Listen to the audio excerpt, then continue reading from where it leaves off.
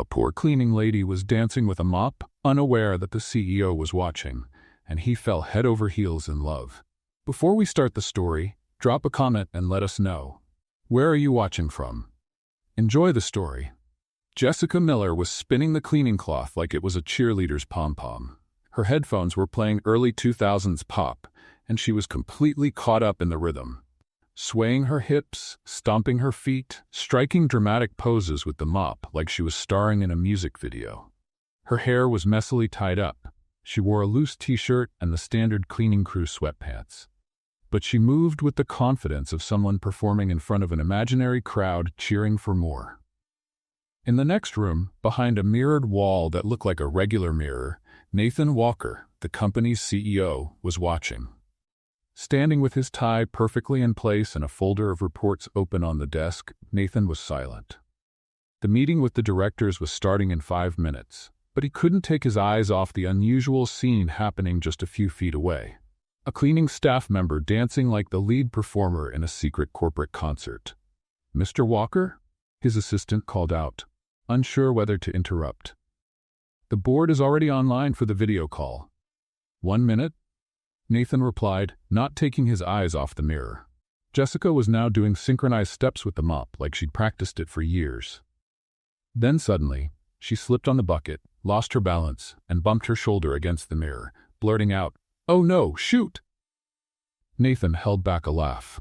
Inside, Jessica took out her earbuds, tried to fix her messy hair, and looked around, still unaware that she had just been the star of an unintentional corporate show. "Please tell me no one saw that. If anyone did, I'm changing my name and leaving the country," she muttered. On the other side of the glass, Nathan closed his folder and whispered to himself, "Who is this crazy girl?" In Jessica Miller's mind, the soundtrack of her Beyoncé moment still echoed. But now, back on solid ground, literally, she was rushing through the hallways with a tray in her hands, carrying 4 cups of coffee and a few lactose-free cookies. Her destination, the 35th floor, the executive meeting room, the danger zone. Jessica had never liked going up there. It was too quiet. It smelled like expensive leather, fancy perfume, and decisions way above her pay grade. But the official coffee lady had the flu, and guess who got volunteered by the supervisor? Exactly. The same girl who'd been dancing with a mop just minutes ago. "Okay, Jessica, just deliver the coffee and walk out. Simple. No drama," she whispered to herself in the elevator. The door opened with that ding that sounded like the end of her reputation. At the other end of the hallway, the meeting room door was slightly open. Serious voices. Words like strategic alignment and operating margin. Important people. She took a deep breath, adjusted the tray, and stepped on the edge of the carpet. The world slowed down. Her left foot got caught. Her right foot tried to fix it, but the tray decided to follow gravity instead. In slow motion, just like in the movies, the 4 cups of coffee flew in a perfect arc. And the target? None other than Nathan Walker, the CEO. The coffee hit his chest with surgical precision. The 4 cups shattered on the floor. The cookies shot out like little missiles in all directions, and the silence that followed could be measured in decibels of pure embarrassment. Jessica froze. "Oh, my God," she whispered, her hands still in the air, holding nothing. Nathan looked down. His imported Italian white shirt was now stained brown. He looked up at her. She was so pale, it looked like she might disappear. "Is it sweet?" he asked calmly, like he was commenting on the weather. "Excuse me? The coffee, is it sweet?" I think. Yes, I mean it was," she stammered, eyes wide, her soul halfway to purgatory. Nathan took a deep breath, unbuttoned his jacket, and to the surprise of the entire executive nation present, said with a half smile, "Good, I hate bitter coffee." Some directors swallowed their laughter. Others couldn't hold it in. Jessica just wanted to vanish into the carpet. I'm so sorry, sir. I swear I didn't mean to. I tripped on the— I'll clean it. I'll pay for it. I'll disappear," she rambled, crouching down to pick up the pieces with shaky hands. "Miss, it's all right," Nathan said, crouching down beside her, still calm. "But please don't try to pay for this shirt. It costs more than your monthly salary. Maybe several months." "Great. So now I owe you a kidney," she replied, before realizing she said it out loud. Nathan laughed. A real laugh. Almost boyish. The board members exchanged discreet glances. That no one had ever seen Nathan Walker laugh like that. In fact, not even a slight smile. "Go to the front desk and ask for a tissue," he said. "And don't worry about it. These things happen." These things happen? She had just baptized the CEO with hot coffee, and he said these things happen? On what planet was that normal? Jessica gathered the broken pieces and left the room like she was fleeing a robbery. But just before she closed the door, she still heard one of the directors ask with a curious tone, "And that girl, boss, who is she?" Nathan answered without looking up, "Someone who definitely doesn't serve coffee like the others." On the elevator ride back to the janitor's floor, Jessica stared at her reflection in the mirrored wall. "Well done, Miller. You officially soaked the boss and cracked a joke. Brilliant. HR's going to love this." What she didn't know was that, at that very moment, the boss had already asked the security team for the file of the coffee-spilling gymnast. Jessica Miller, 25 years old, morning cleaning shift, responsible for causing the CEO's first genuine smile in years. The coffee hadn't even dried on Nathan Walker's suit, and the Foster Industries building was already buzzing with rumors. The news spread faster than an office cake email that a janitor spilled coffee on the CEO and he smiled. No yelling, no firing, no liaring, no lawsuit, just a smile. On the 12th floor, the finance team was convinced Jessica Miller was the owner's long-lost niece. On the 18th, people were whispering about a secret affair between her and Nathan that had been going on for months. By the 21st floor, there was even a WhatsApp group named Ship Jessathan. Meanwhile, Jessica was hiding behind the maintenance room door, clutching an industrial roll of toilet paper, trying to calm her breathing. "I'm going to get fired. No doubt, they'll ask for my badge, my uniform, maybe even the mop," she muttered, pacing like a fugitive on the run. The phone rang. Jessica jumped so hard she dropped the roll and nearly tripped over it. "Janitorial, good morning," she answered, trying to sound professional. "Jessica Miller?" a formal voice asked on the other end. "Yes, that's me. But if this is about the coffee, I swear it wasn't personal. And the bucket had nothing to do with it. Mr. Nathan Walker has requested your presence on the 35th floor, conference room, immediately." Immediately. Jessica nearly dropped the phone. She swallowed hard. "You mean, like right now?" "That's right." She hung up slowly, took a deep breath, then muttered a quiet curse. "If I knew dancing with a mop would get me called to the CEO's office, I'd have filmed it for TikTok and landed a sponsorship by now."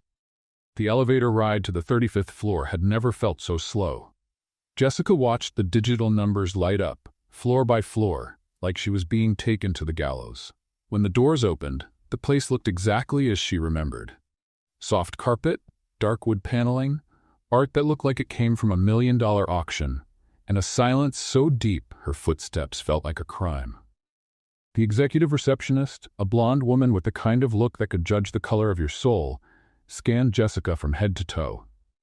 "Waiting for Mr. Walker?" she asked, in a tone cold enough to freeze hot coffee. "I think so. I mean, I was called. Not sure waiting is the right word. Maybe trying not to faint." The receptionist didn't even crack a smile. She simply pointed to a leather chair. Jessica sat down, stiff. Her hands were sweating so much it felt like she'd washed her entire soul. 5 minutes later, Nathan Walker appeared in the hallway. Calm, impeccable, wearing a clean shirt, clearly changed. But still, with that same look, like he had something in mind. "Miss Miller, would you come with me?" he said, his tone both formal and kind. Jessica stood so quickly she banged her knee on the coffee table. She tried to smile, but it came out like someone getting shocked. She followed Nathan into a smaller room with a panoramic city view. He gestured to a chair. She sat down with the posture of someone waiting for a court sentence. "Before you assume anything, you're not here to be reprimanded," Nathan began, sitting across from her. "Quite the opposite." "So, I'm not fired?" "No, far from it." Jessica eyed him suspiciously. "I spilled coffee on your chest, on a suit that probably costs twice what my car is worth. I joked about selling a kidney. You laughed. And now you've called me up here like, this is all normal. I'm sorry, but none of this is normal." Nathan smiled. Again. "That's exactly what caught my attention. Nothing about you is predictable. And honestly, that's refreshing." Jessica frowned. "You called me in here to say that I'm refreshing?" "Not exactly. But yes, that too." He folded his hands on the desk. "I have a proposal. Let's call it an extra role, and I want to know if you'd be interested. Extra? What do you mean? Like cleaning the company helicopter's windows? Nothing that extreme. I need someone with a good eye, spontaneity, and a sense of humor. Someone to help me review how the company operates internally, how departments communicate, even help brainstorm ideas for the new app we're developing. And I'm not joking. Jessica looked at him like she was listening to an alien speak Latin. Wait a second, you want me to be like a business advisor? A coffee consultant? Call it whatever you like. But yes, I want your help to see the company from a perspective no one else here has. She glanced around, then back at him. You're messing with me, right? No, I'm hiring you. Silence. And the pay, is it better than cleaning? Jessica asked, blinking quickly. Nathan chuckled. Considerably. Jessica looked out the window, then down at her hands, then back at him.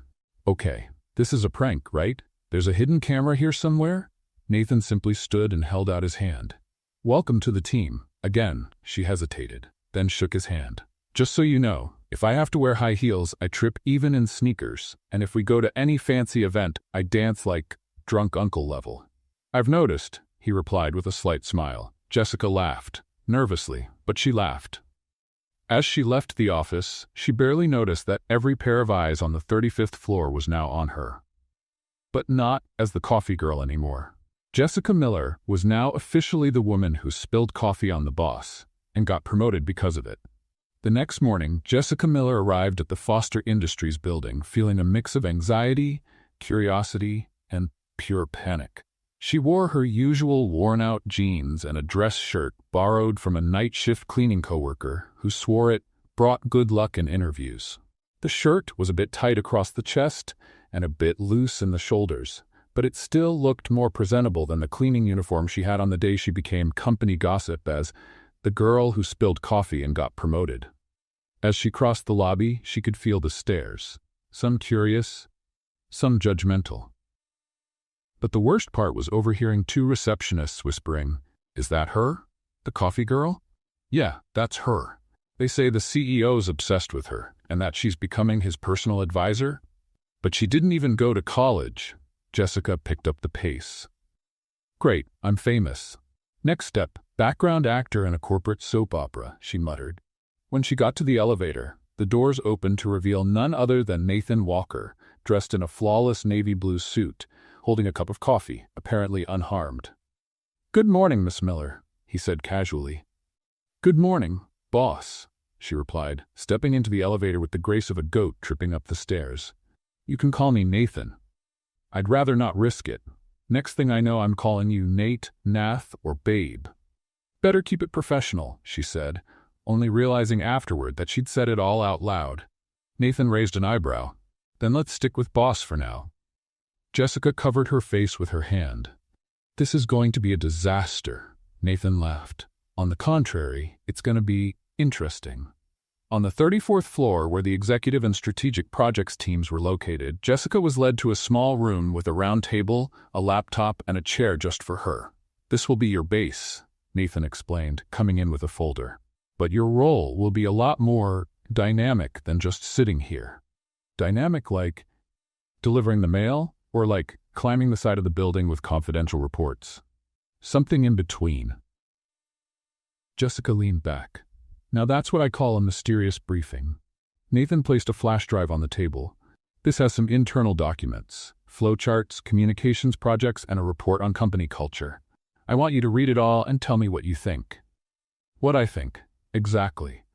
No filters, no corporate lingo, no synergy alignment talk. I want your view. Honest, creative, real." Jessica looked at the flash drive like it might explode. This looks like the kind of thing that leaks and turns into a media scandal, and then someone mysteriously disappears on a trip to the Caribbean. "I promise you won't disappear, unless it's for vacation," he said, amused. She crossed her arms. "And what if I read it and think it's all garbage?" "Even better. Just don't hold anything back."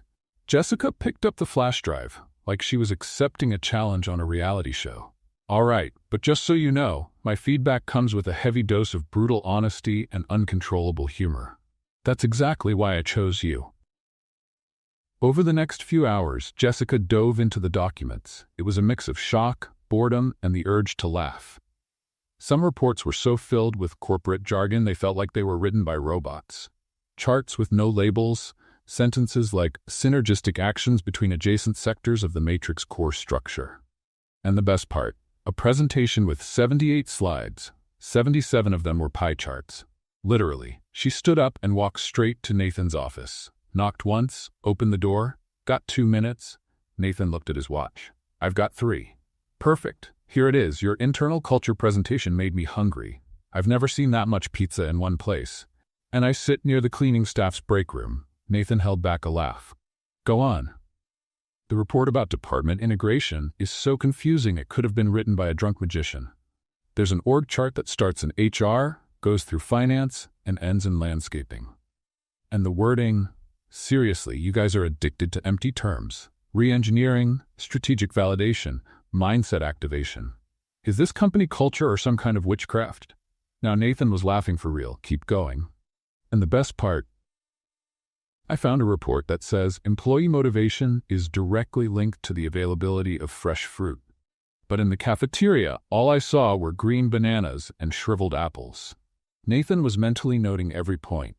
Honestly, if you want to motivate people, get a decent cappuccino machine and make Fridays casual. I'm already rethinking the dress code, he said. Jessica smiled.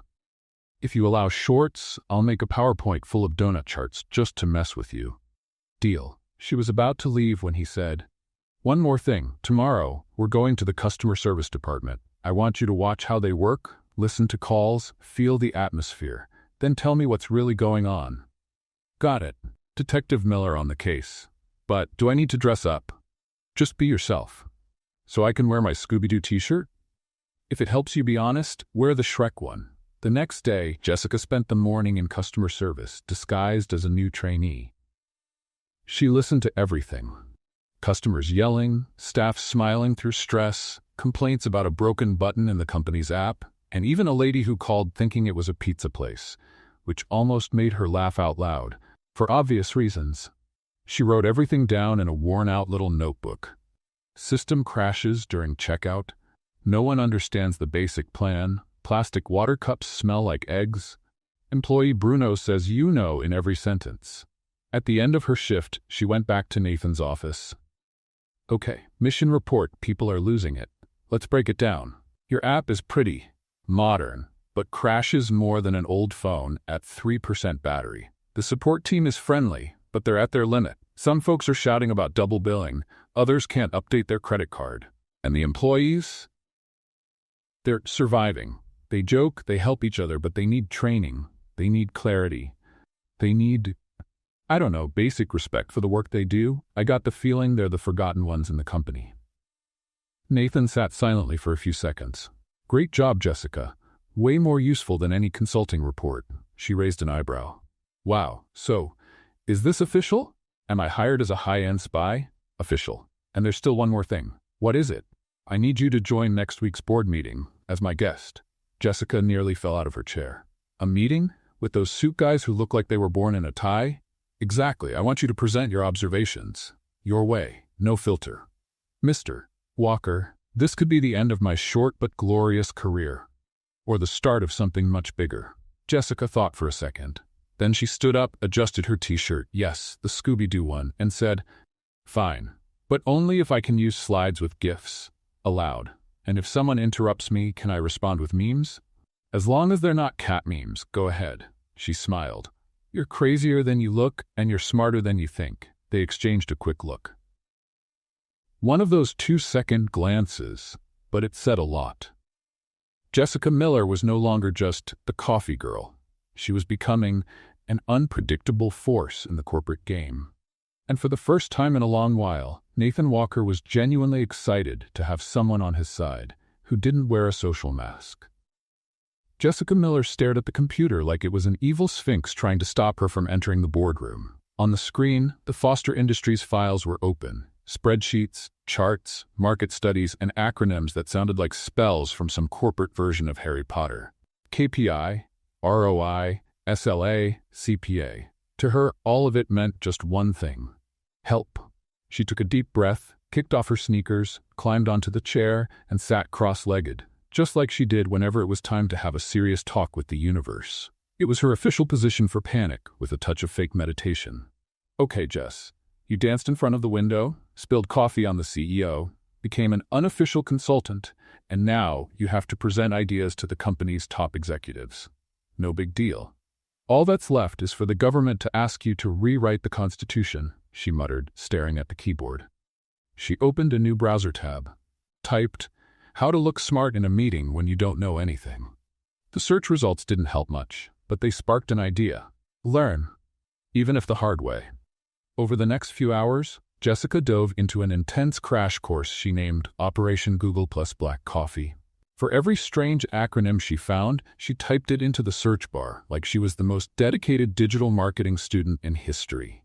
KPI? She found out it wasn't a Korean boy band, it meant Key Performance Indicator. ROI? Not the name of a medieval character, it stood for Return on Investment. SLA? Nothing to do with So Lovely Always, it was a service-level agreement, and so on.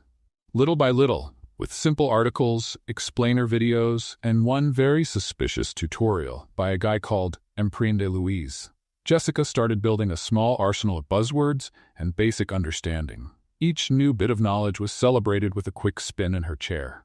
She laughed to herself. Look at that. I know what a sales funnel is. Who would have thought? The mop girl now understands what a qualified lead is, she cheered, raising her arms like she just won a marathon. The next day, Nathan stopped by Jessica's office for a quick chat. He knocked lightly, and when he saw her sitting on the floor surrounded by sticky notes, he chuckled. "This is your organization method?" Jessica looked around and shrugged. "I call it functional chaos." Nathan stepped inside and looked over the notes stuck to the floor, the desk, and even a disposable cup. "Customers in pain is opportunity," he read out loud. Interesting. That's from Emprende Louise's third video.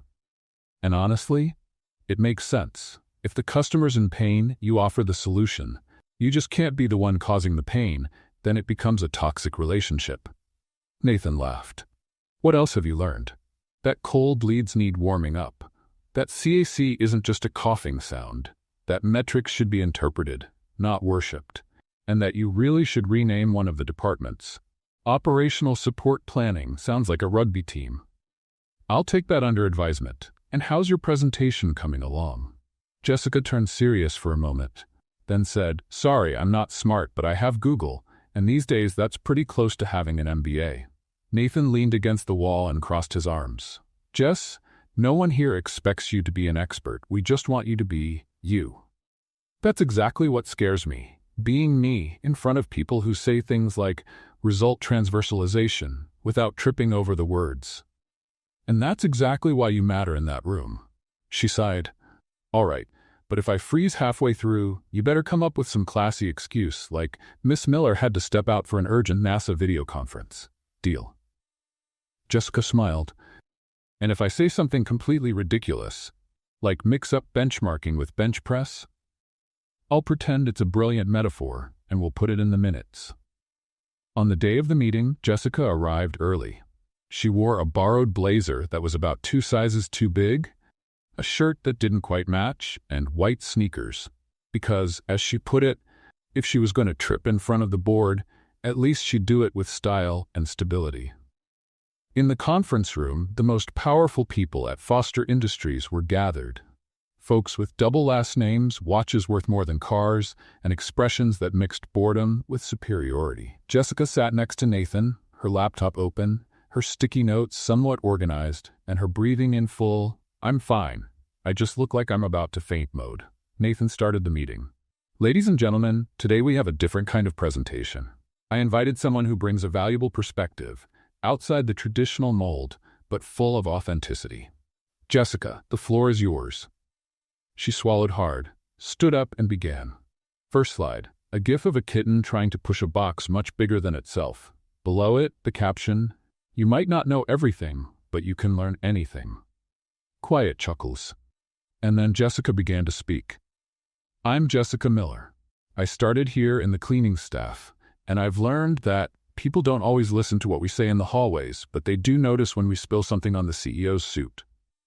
Pause followed by laughter.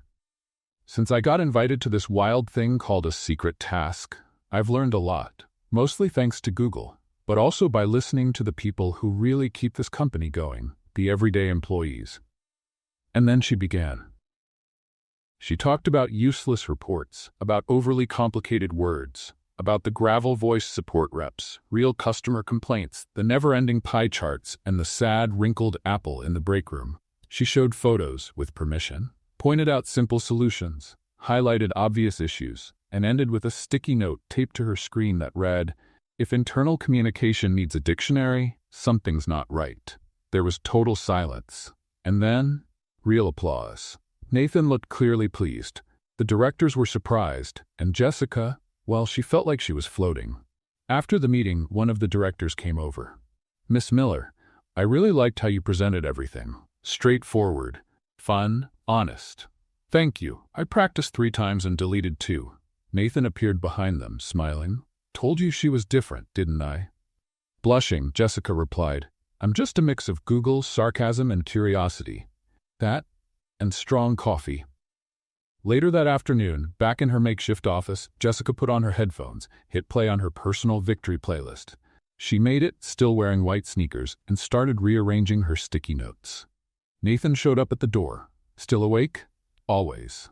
The corporate world isn't going to take me down that easily. So, how'd your big debut feel?" "I didn't throw up. That's a win in my book. You were amazing."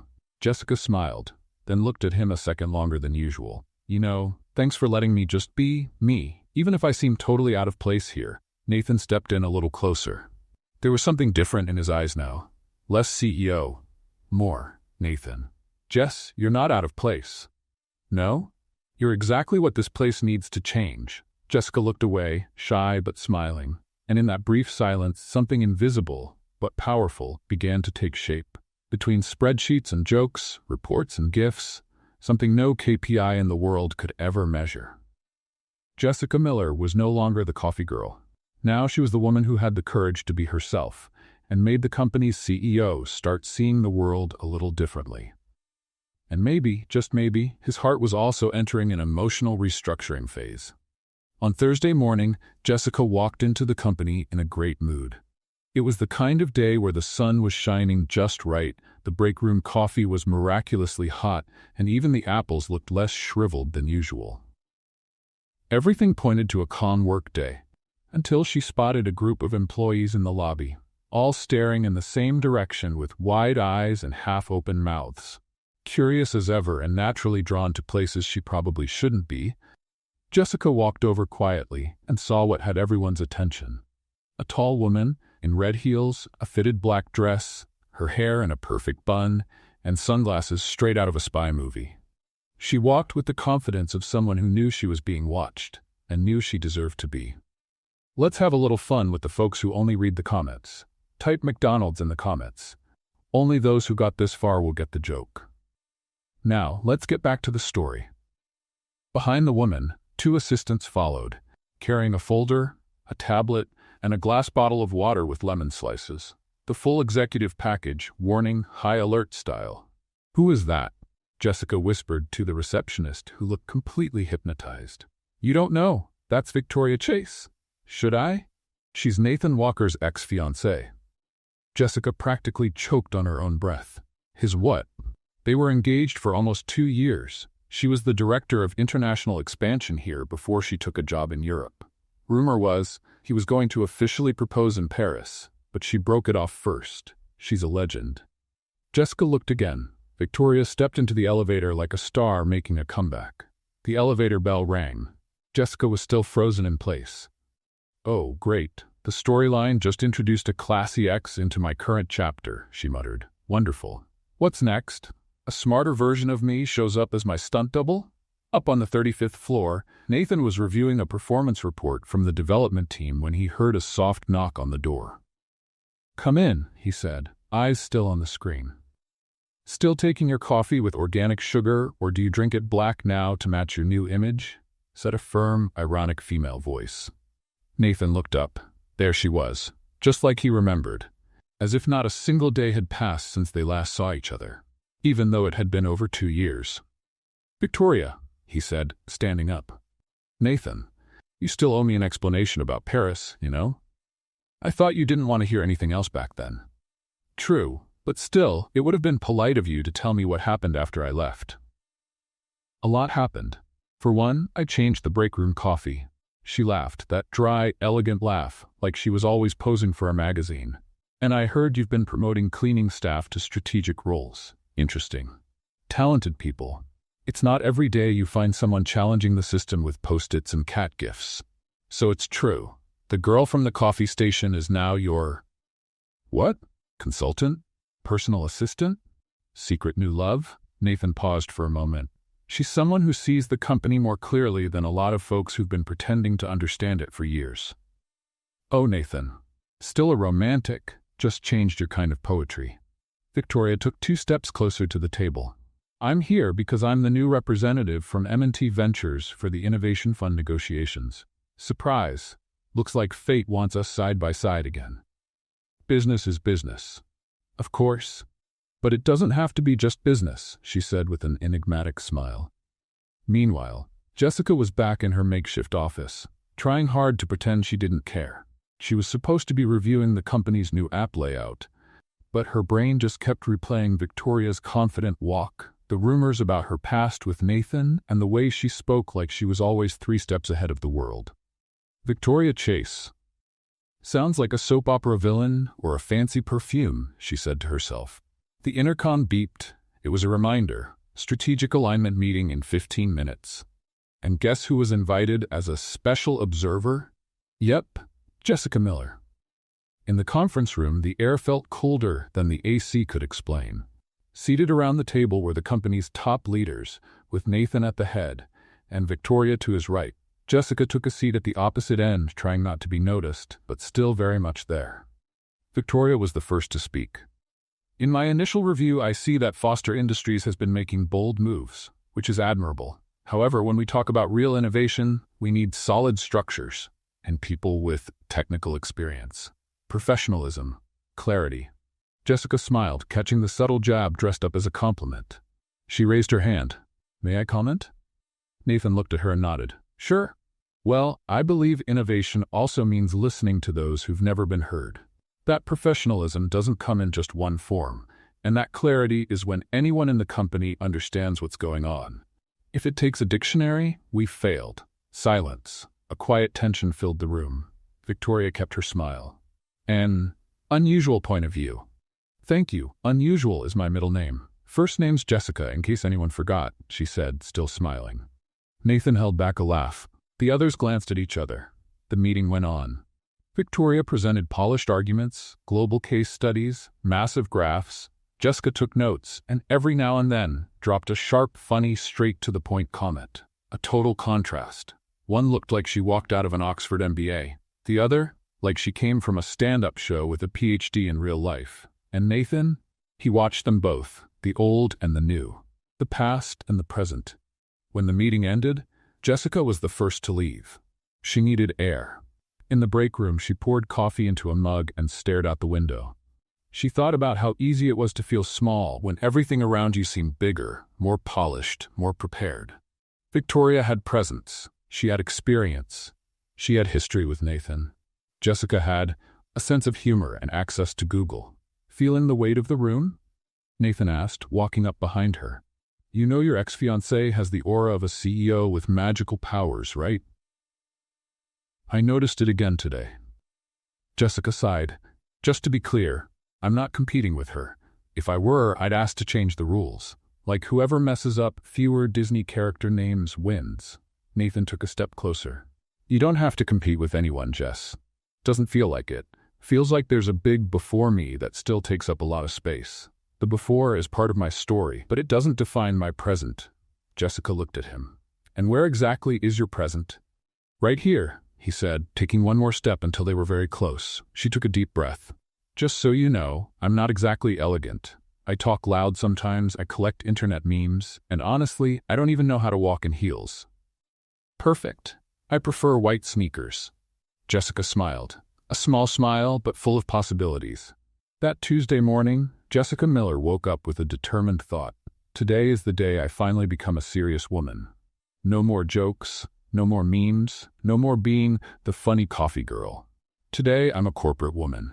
She looked in the mirror and repeated, corporate.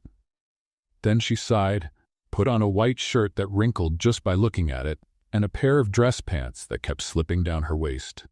She tied her hair into a messy bun, the kind that starts out looking polished and ends up like a bird's nest.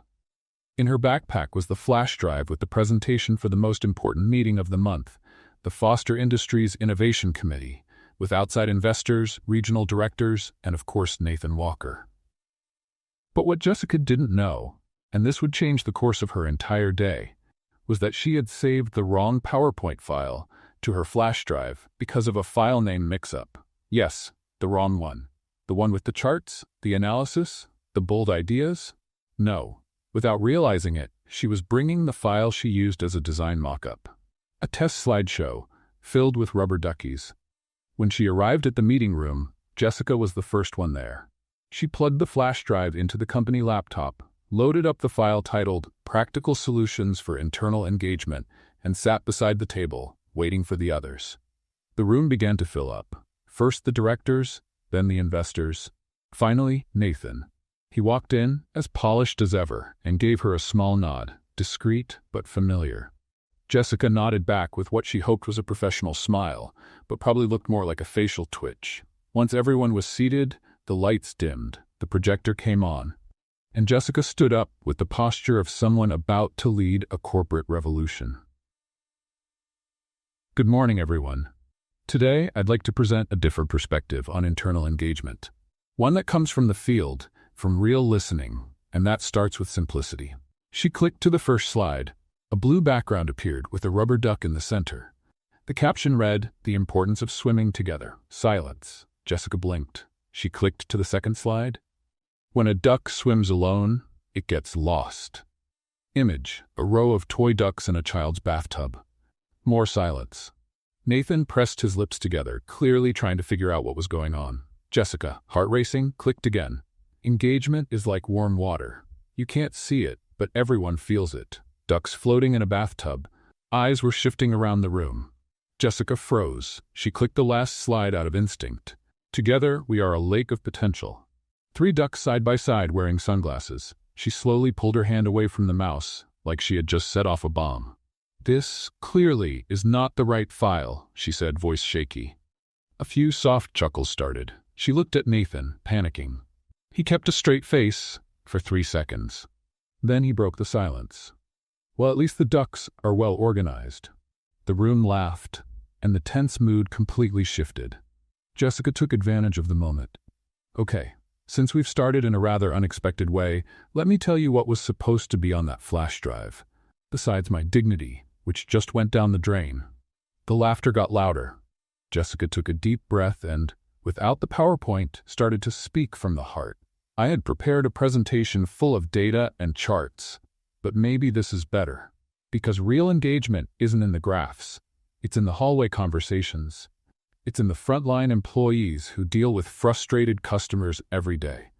In the technician who stays late to fix bugs in the system. And in that morning coffee where you either feel like just a number or like someone who matters." She looked around at the attentive faces. "What I've seen in the past few months is that this company is like a lake. Big, full of possibilities, but sometimes with ducks swimming alone. Lost. Not sure where to go.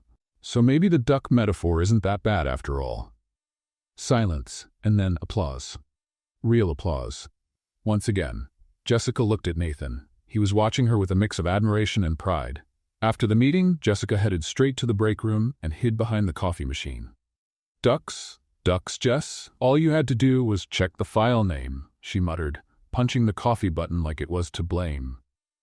"There are people in this world who cry over graphs," said a voice behind her. It was Nathan. "Some people make others nervously laugh with rubber ducks," she replied without turning around. "But you did more than that. You made everyone stop and think, and you didn't even need a single pizza chart." She turned and laughed. "If you keep complimenting me like that, I might just bring a stuffed duck to my next presentation. If it's wearing sunglasses, it might just work." They both laughed, and then fell silent for a few seconds. "You know, Nathan," Jessica said, looking down at the cup in her hands, "I thought today would be humiliating. That people would laugh at me, in a cruel way. But you didn't laugh. You stood by me. Because I knew you'd pull through. You always do. Jessica went quiet for a moment. And what if I hadn't? I'd still be by your side. Silence. This time, deeper. Full of meaning.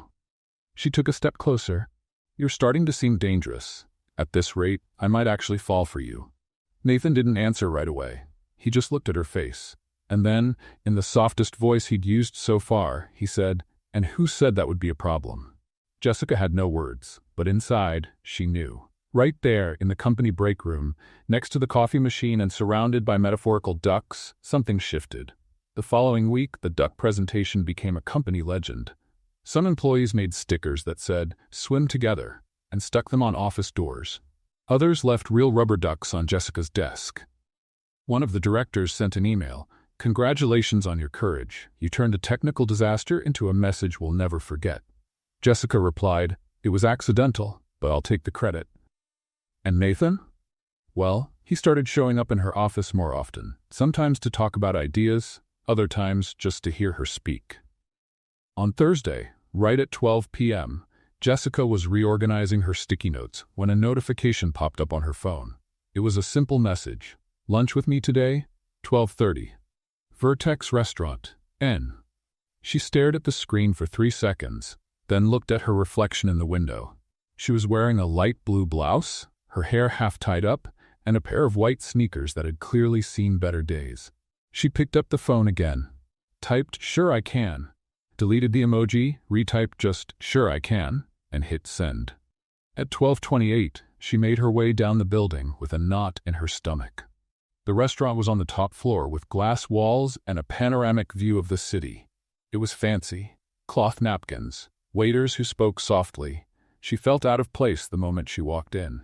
Nathan was already there, seated at a corner table, looking at the menu with a relaxed expression. He wore a white shirt with the sleeves rolled up and the same understated watch as always.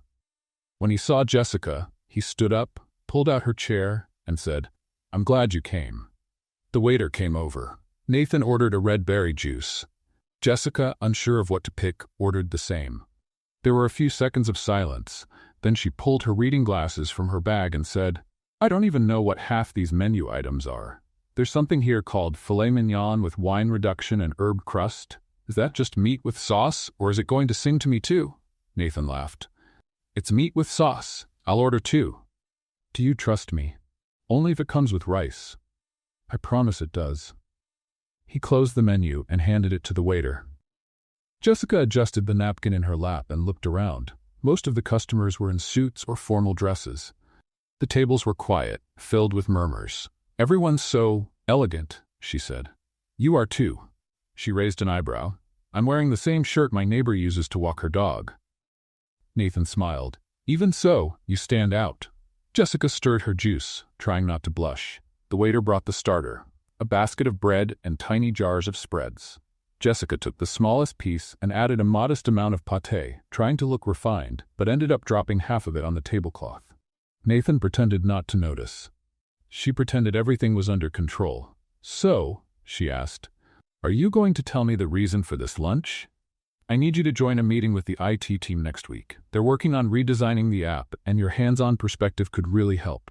Also, I wanted to talk outside that environment." "The office?" "Yeah, and also away from Victoria." Jessica set her glass down. "She's still around?" "Temporarily. She's helping with the investor negotiations, but she'll head back to London as soon as we finish the approval round." "And have you two been talking?" "Professionally, yes." Jessica nodded. She split the bread in half and focused on the motion. "Look, if it's uncomfortable for you to include me in meetings while she's here, it's okay. I get it. It's not uncomfortable for me. But maybe it is for her. It's not her fault." Jessica stayed quiet. The main course arrived. 2 steaks served with roasted potatoes, dark sauce, and a touch of herbs. Nathan thanked the waiter. Jessica looked at the plate and said, "This looks like one of those fancy dishes that leaves me hungry again in 20 minutes. Good thing I ordered dessert." She let out a quick laugh. Nathan cut a piece of meat. "Jess, about the meeting yesterday, with the investors. You were amazing, even with the ducklings. I still can't believe that happened. But at the same time, I'm not sure I could have said what I said if I'd had the right slides, which is exactly why it was better than I expected. Now everyone knows me as the duck lady. Any minute now, someone's going to give me a mug with a rubber duck inside. Already ordered. I approved the design yesterday. Jessica laughed. No way. Just kidding. They both smiled. The conversation got lighter. Jessica talked about her childhood in the countryside, how she learned to make coffee with her grandma, and about the school competitions she always won just for yelling the loudest. Nathan shared how he almost missed the first big meeting of his life because he got stuck in an airport bathroom. Time flew by. After the main course, the waiter brought 2 glasses of chocolate mousse with a decorative mint leaf. Jessica took the leaf off and set it aside. I don't get why they put weeds on dessert. It's to make it look fancy. If that's what makes it fancy, next week I'll bring some kale in my purse. Nathan almost choked from laughing. I wanted to ask you something, he said, wiping his mouth with the napkin. Another lunch? A company event, a small get-together. No ties, no Victoria, just people from the team. I'd like you to come with me. Jessica set down her spoon. Like, as your date? Yes, she paused for a second. Are you sure? I am. Because I still might trip at the entrance, spill soda on someone, and accidentally start a karaoke war. I'm counting on it. Jessica took a deep breath. Okay, I'll go, but only if I get to pick the karaoke song. Deal. They both stood up. Nathan paid the bill. They walked side by side to the elevator. Inside, they were quiet for a few floors. On the 28th, Jessica looked at him. That was a good lunch. I agree.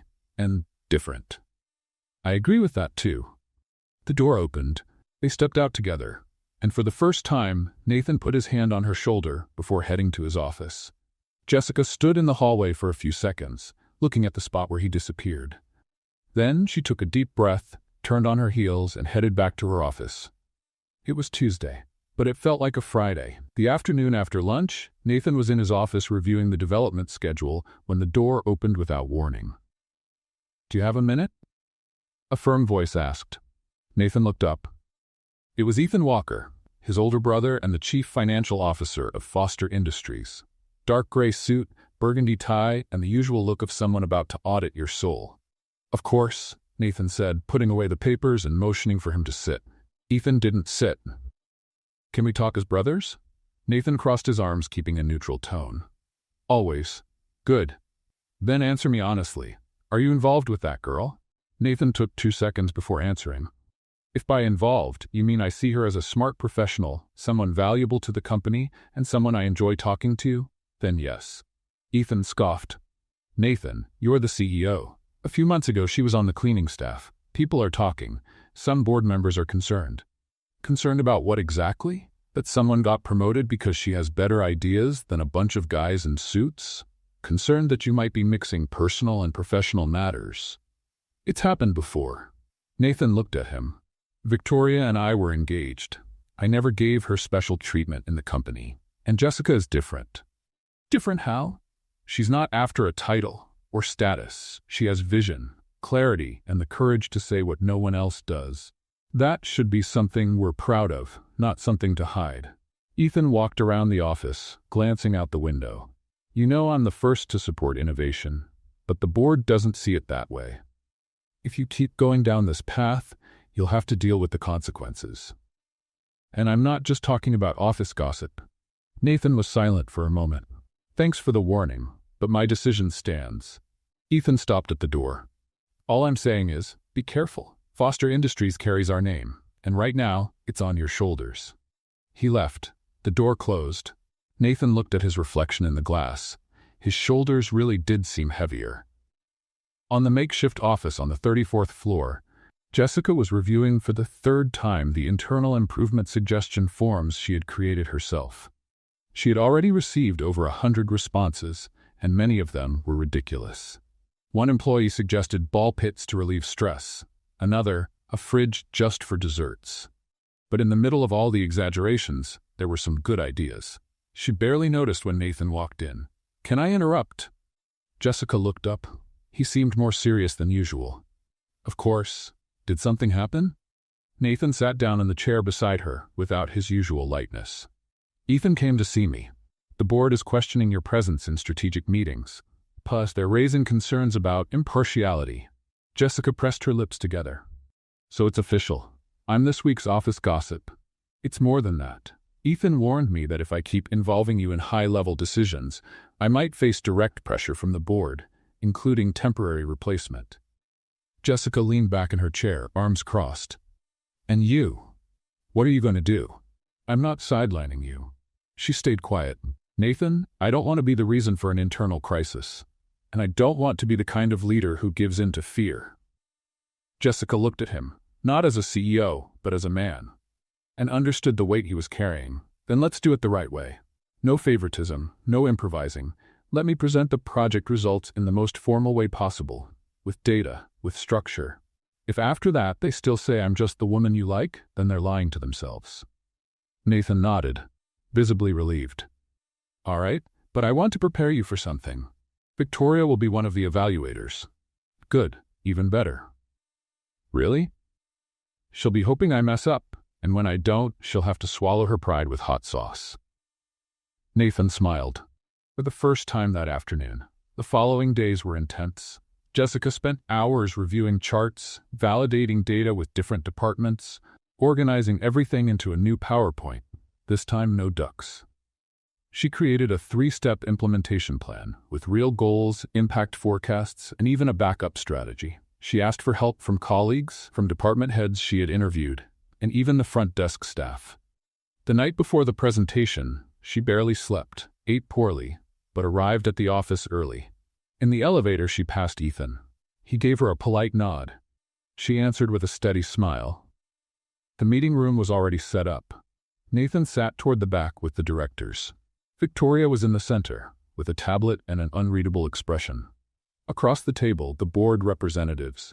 Jessica walked in holding a folder. Simple, tidy clothes, hair pulled back, confident steps. She began her presentation. Good morning, my name is Jessica Miller, and I'm here because a few months ago I saw something on the cafeteria floor. A wilted apple. Next to it, an exhausted-looking employee.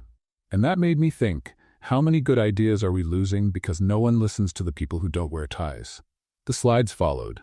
Data, charts, real employee stories, practical suggestions, expected results. Jessica presented an engagement plan focused on internal recognition, workplace improvements, and stronger communication between departments. She pointed out flaws in the onboarding process, offered simple solutions with direct impact. She spoke with clarity. No jokes, no humor. At the end, she said, I'm not asking for a title or a position. All I ask is that just once, we listen to the people who live the company from the inside. The ones who clean the floors, who answer the phones, who move the boxes, because those are the people who hold up the building, not the reports. Silence, and then applause. First soft, then stronger. Ethan didn't clap, but he didn't criticize either. Victoria closed her tablet, looked at Jessica, and for the first time seemed to respect her, even if reluctantly. Nathan just smiled.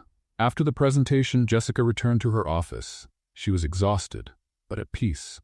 Nathan showed up a few minutes later, holding 2 bottles of juice. You did it. Jessica took the bottle. So did you. The board approved the plan and officially recognized you as an internal development analyst. Jessica opened the bottle, took a sip. Well, now if I trip, at least I'll have a title. Nathan stepped closer, touched her arm. Jess? She looked at him. I know. I felt it for a while too. Nathan stepped even closer. She didn't move away. And there, in the middle of the office, no presentations, no spreadsheets, no projections, he kissed her. Simple. Direct. Just like everything they'd lived through up to that point.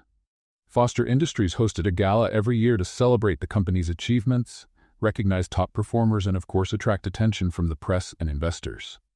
It was the kind of event where everything sparkled. The floors, the dresses, the smiles. Even the champagne glasses seemed rehearsed to reflect the light with just the right amount of glamour. Jessica Miller, however, had never been to anything like it, and if it were up to her, she would have stayed far away. But after Nathan's personal invitation, and a kiss that echoed in her memory louder than any performance chart, there was no way to say no. Are you sure about this? Asked Letitia, the cleaning lady, and her friend, while helping with the zipper on the back of Jessica's dress. Of course not. But when life invites you to dance on a red carpet, you don't show up wearing flip-flops. The dress was rented, navy blue, modest, with an elegant neckline and a soft flow. Her hair was gently pinned up, and on her feet a pair of heels that felt more like a trap than footwear. Jessica looked at her reflection in the mirror and swallowed hard. If I fall tonight, at least I'll go down with style. The party would take place in the ballroom of the city's most luxurious hotel. Nathan would pick her up at 7:30 p.m. At 7:28 he arrived. He wore a flawless black tuxedo. When Jessica opened the door, he paused for a second. Wow. Is that your way of saying I look nice? It's my way of saying you took my breath away. Does that count? Jessica laughed, still feeling uncomfortable, but grateful for the kindness. They got in the car. The drive was quiet, not for lack of conversation, but because of the tension that grew with every mile closer to the grand ballroom.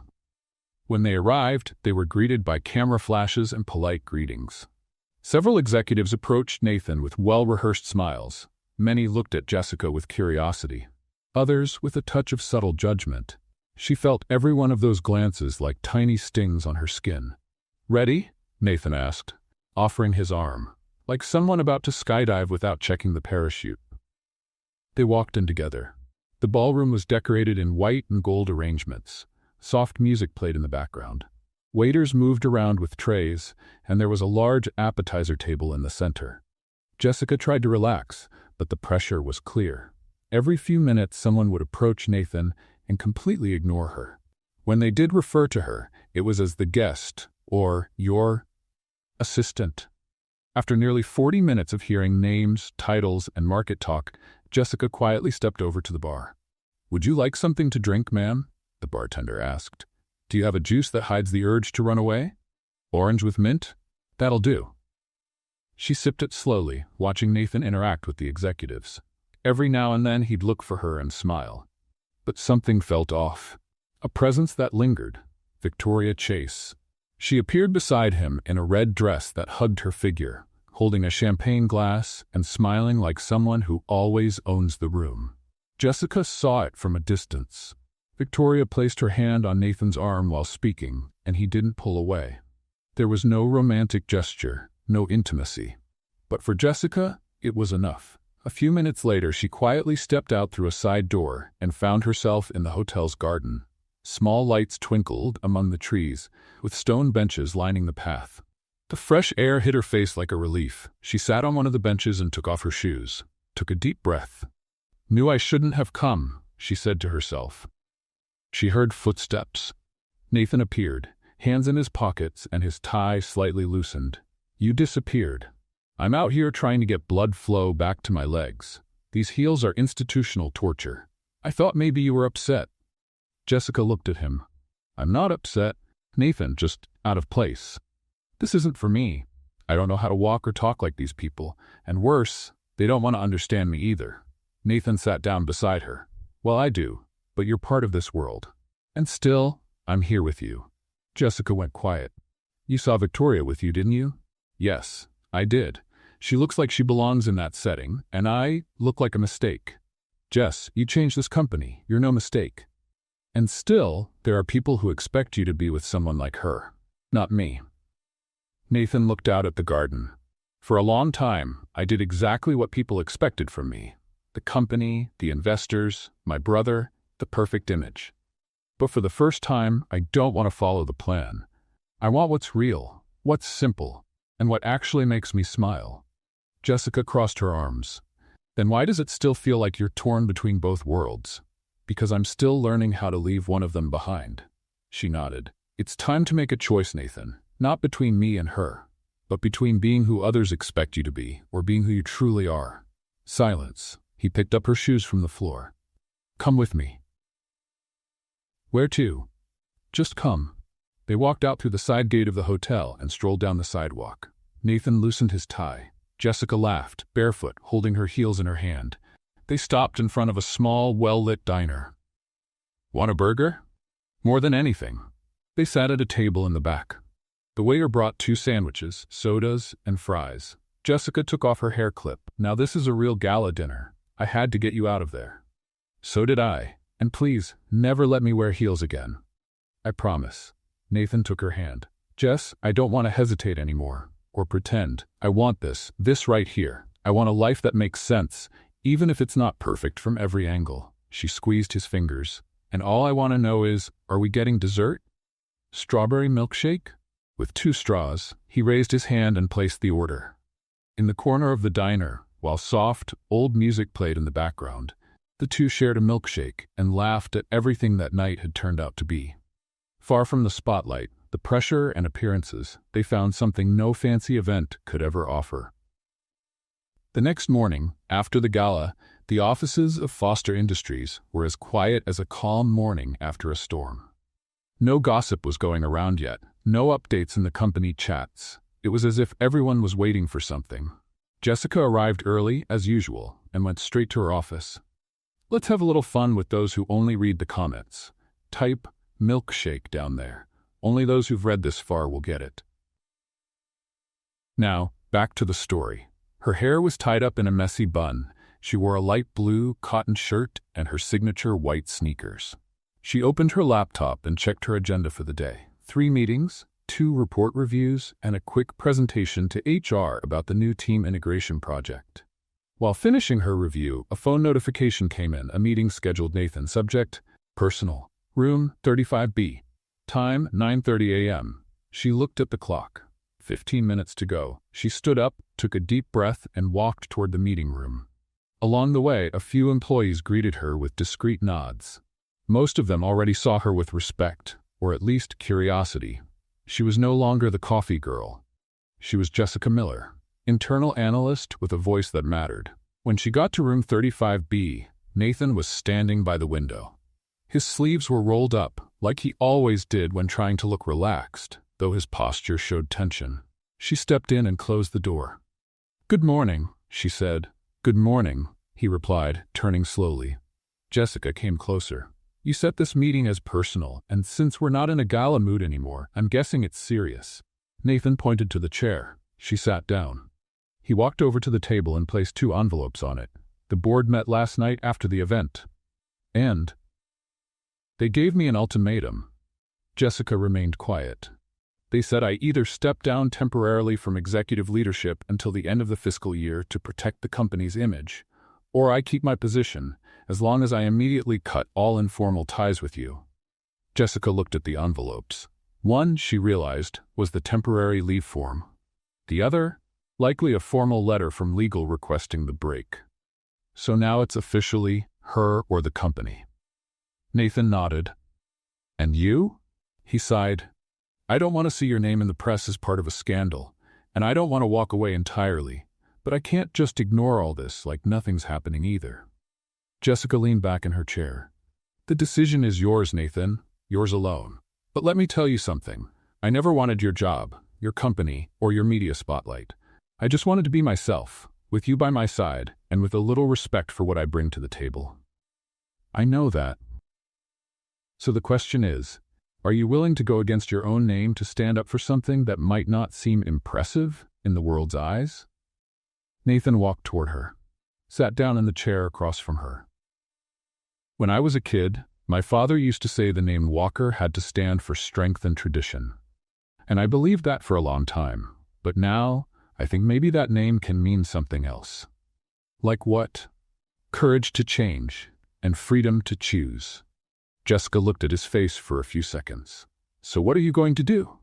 Nathan reached for the envelope about the leave, and tore it in half. "I'm stepping down from the executive board for the next 6 months. I'll stay on as chairman, but out of the front line, temporarily. That's going to come at a cost. Not as much as losing you." Jessica looked away for a moment, then gave a small smile. "I hope you're ready to do your own laundry from now on." "I already asked the laundry team for help," she laughed. Nathan stood up. "I'm making the announcement this afternoon. Until then, I want you to get ready to take the lead on the innovation committee for the next 6 months. You're the new coordinator. And this has nothing to do with us. It's about capability." Jessica raised an eyebrow. "Coordinator?" "With autonomy, your own team, direct access to the board, and a salary that matches the responsibility." She was quiet for a moment. "Is this for real?" As real as everything we're building. She stood up too. Then I guess we're two people who don't quite fit the mold. Nathan stepped closer, and that's exactly why the mold is going to change. They didn't say anything else. But they both knew that from that moment on, nothing would be the same. That same afternoon, Nathan made the official announcement to the board and executive team, his temporary leave from the CEO role. He explained it as a strategic move to reassess the structure and make room for new leadership. Some reacted with surprise, others with quiet frustration, but no one dared to argue. Ethan's presence at the head of the table, with a firm expression and crossed arms, confirmed that there was pressure, but also acceptance. After the meeting, Nathan left his main office. His personal items fit into a small box: a mug, 2 books, and a picture frame with a photo of him and Ethan, taken many years ago. He looked at the photo for a moment and placed it in the box. On his way out, he saw Jessica in the hallway, talking with 2 members of the innovation team. She was focused, pointing at something on her tablet. He didn't interrupt, just walked by with a subtle nod. She noticed and returned the gesture with a quiet look. 2 days later, Foster Industries was already feeling the changes. Jessica put together a group of 5 employees from different departments: customer service, finance, tech, HR, and logistics. They all had one thing in common: a desire to speak up, and few chances to do so before. She called the project Real Space. The meetings started happening weekly, in a relaxed room where name badges didn't matter. Ideas came from lived experience, and solutions came from those on the ground, not the top of the pyramid. At the end of the first week, she presented 3 proposals: switching the internal communication channel, redesigning the onboarding area for new hires, and launching an active listening program. All were approved by the board. Victoria, who was still in the country, watched from a distance. She didn't comment, but she declined an invitation to stay on as a company consultant after the transition period. Jessica got the news through a short system notification. She didn't react, just kept typing the next steps of her plan. One evening when she got home, she found an envelope under the door. It was a handwritten note. "Jess, today I bought my own coffee for the first time in months. I messed up the sugar ratio but nailed the taste of freedom. Thank you for that, N." She smiled, leaning against the door, holding the note in her hands. The following weeks flew by. Jessica's name started appearing in news articles about new female leadership making a real difference in corporations. She was invited to speak at a conference on diverse backgrounds in strategic roles. But she never stopped visiting the cleaning floors. "Hey, Jess," Letitia called out one morning from her cleaning cart. "Hi? Do you still remember where it all started?" "I do. Right here, with a dirty mop bucket and a stubborn floor. And with a goofy little dance in front of the boss's window." "True," she said, laughing. One Friday near the end of the day, Jessica got a message. "Got any plans right now?" she replied, "only if it involves pizza and no high heels." 2 minutes later, her phone rang. "So that's a yes? If the pizza has stuffed crust, it's a very enthusiastic yes. I'll see you in 20 minutes.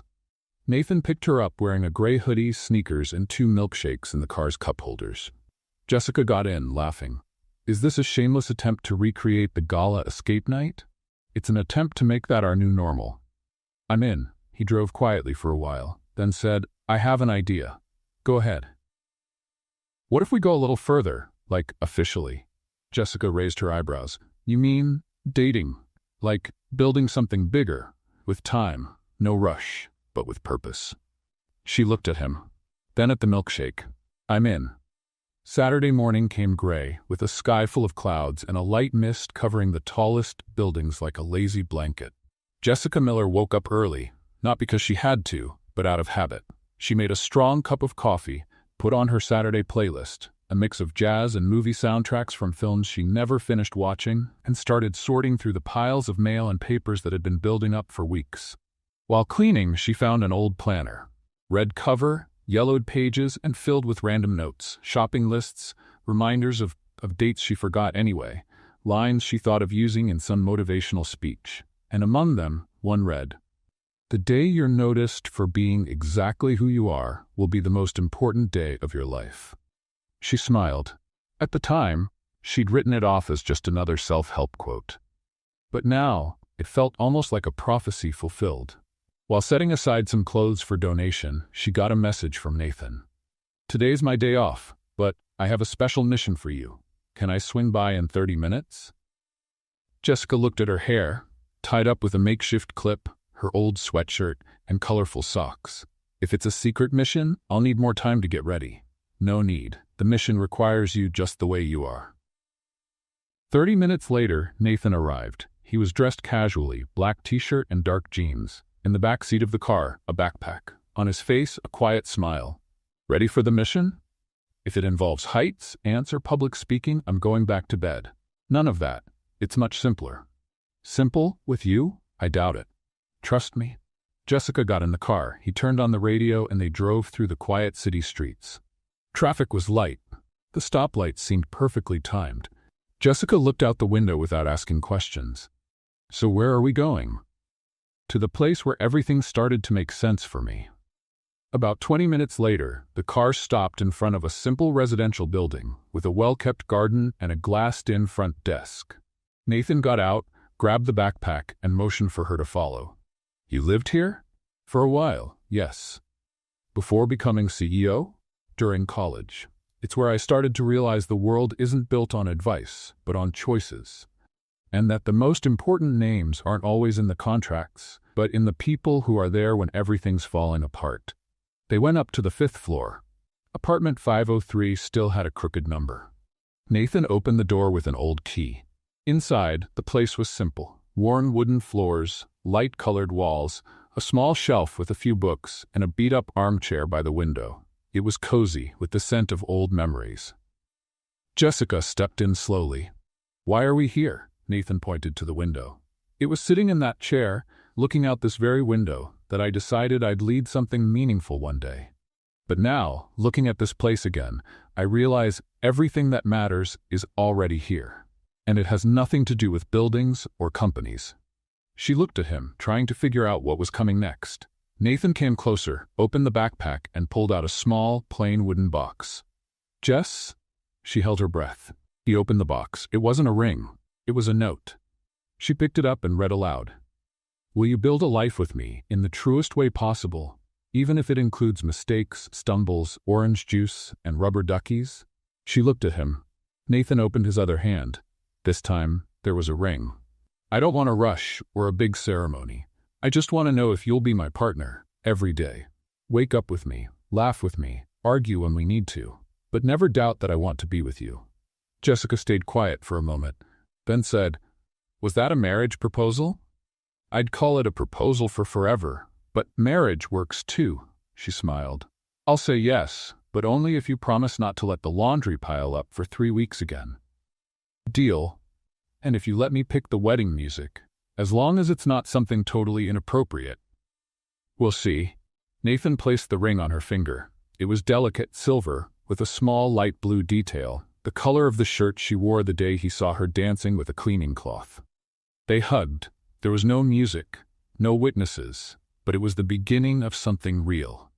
In the days that followed, Jessica told Letitia first, then the friends in the innovation team, then HR, and lastly, her grandmother over the phone. "So, you're marrying that guy in the suit?"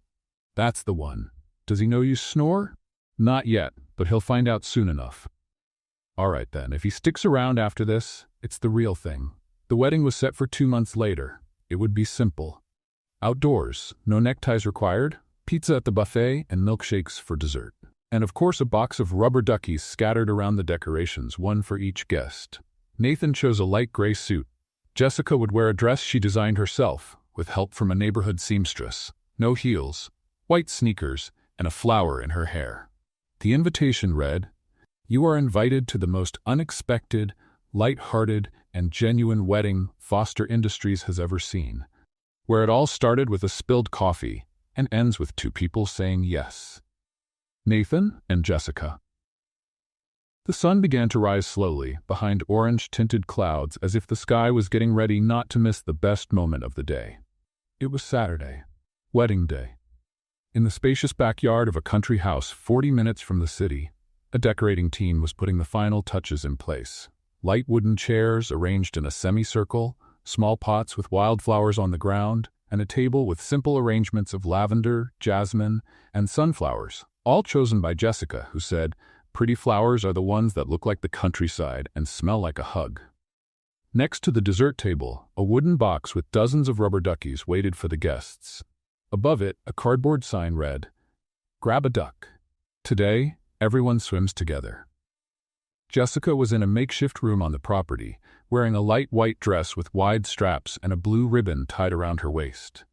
Her hair was in a loose braid, and on her feet, white sneakers with satin laces. Leticia, her cleaning lady and friend, came in with teary eyes and a bottle of water. "I still can't believe you're marrying the boss." "Former boss," Jessica corrected her, smiling. "Now he's just the love of my life." Leticia wiped away a tear. "If someone told me this story, I'd say it was made up, or a movie." "Yeah, but life is kind of crazy like that." At the entrance to the property, Nathan was already waiting. Light gray suit, no tie, hair neatly combed, and visibly nervous hands. Next to him, Ethan, his brother, quietly took it all in. "Still time to run?" Nathan asked, with a slight smile. "Are you out of your mind thinking that now?" Ethan replied, handing over an envelope. "It's a gift from the board. They approved your return to your position after the wedding. But there's an extra clause. Jessica will have a permanent seat on the company's culture committee." Nathan opened the envelope, read quickly, and nodded. "Thank you. I still think you've lost your mind."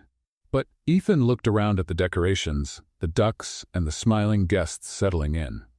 "Maybe this is exactly what we needed. A bit of good chaos." By 10:30 in the morning, all the guests were in their seats.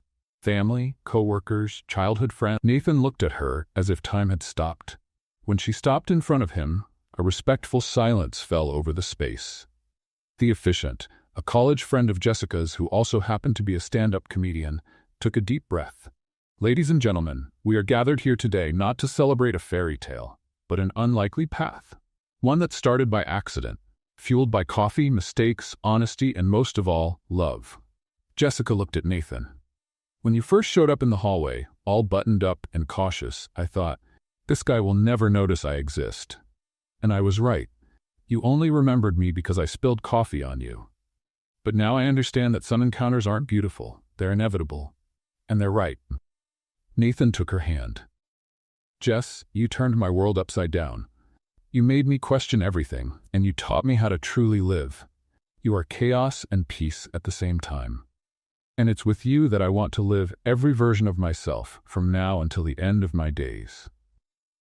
The two looked at each other for a long moment. "So," said the officiant, "before all these witnesses, and with the blessing of ducks and overdue spreadsheets, I ask, Jessica Miller, do you take Nathan Walker as your partner in life, in mistakes, and in adventures?" "I do." "Nathan Walker, do you take Jessica Miller as your soulmate, your partner in bad coffee and spontaneous dancing?" "With all my heart." "Then, let there be a kiss and a celebration." The guests applauded, laughed, and got emotional. The kiss was light, lingering, with the scent of lavender and the taste of a promise fulfilled. On their way out, each guest picked up their little duck and headed to the reception, which featured pizza, milkshakes, board games, and even a karaoke setup under a canopy.